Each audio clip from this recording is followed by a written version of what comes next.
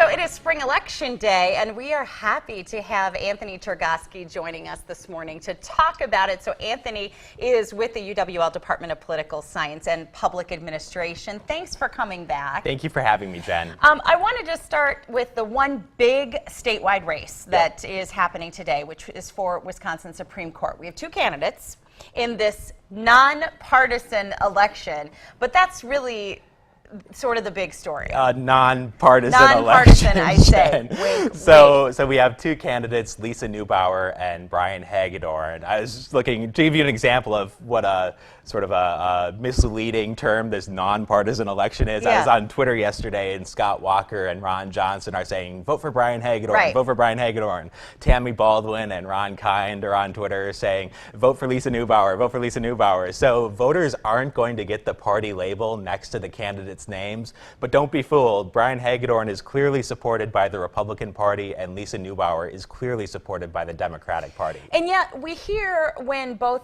are interviewed that that they're not going to let personal opinion come into the decisions that they make. Is that actually likely? Well, Jen, political science research says otherwise, that judges do have an ideology and they do make decisions according to their ideology. In fact, right now on the Wisconsin Supreme Court, we can break things down in terms of who's a liberal and who's a conservative. Currently 4 conservatives and 3 liberals, and this election is to replace Justice Abrahamson, one of the liberal members of the court, who's been on the court for over 40 years. Right. So it's a big deal to be replacing her, and the question is, will it remain a 4-3 conservative majority, or will conservatives expand their majority to 5-2? And so this actually has some pretty big, it could unfold into a really interesting 2020 election. Is that right? It certainly could, Jen, because if, say, Neubauer wins and we have a 4-3 conservative majority going into 2020, well, Justice Kelly, an appointee of Scott Walker, his seat is up.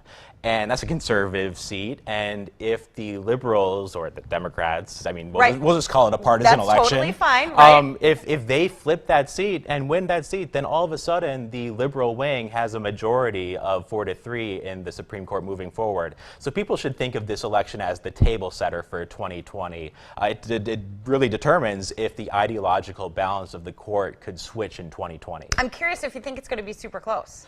You know, it's expected to be somewhat close, certainly closer than last year's election, in which Rebecca Dallett won the election.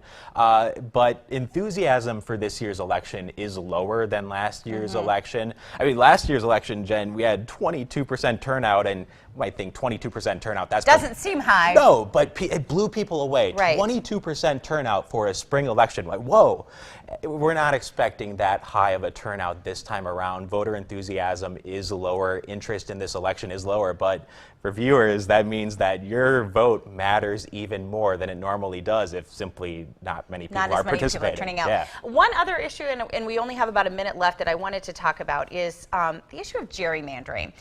For folks who don't understand what that means, can you explain it? So gerrymandering is when a political party draws the districts of, redraws the boundaries of legislative districts in a way to give themselves an advantage. So I'll give you 2 quick numbers to illustrate. So 54 and 36. The Democratic Assembly candidates last election got 54% of the statewide popular vote, but they only got 36% of the seats, indicating that the Republicans did a good job of gerrymandering the state to limit the amount of Democrats that got elected. And right now there's actually a case before the Supreme Court that accuses the Maryland Democrats of doing that very thing to Republicans, drawing districts to limit the Republican representation.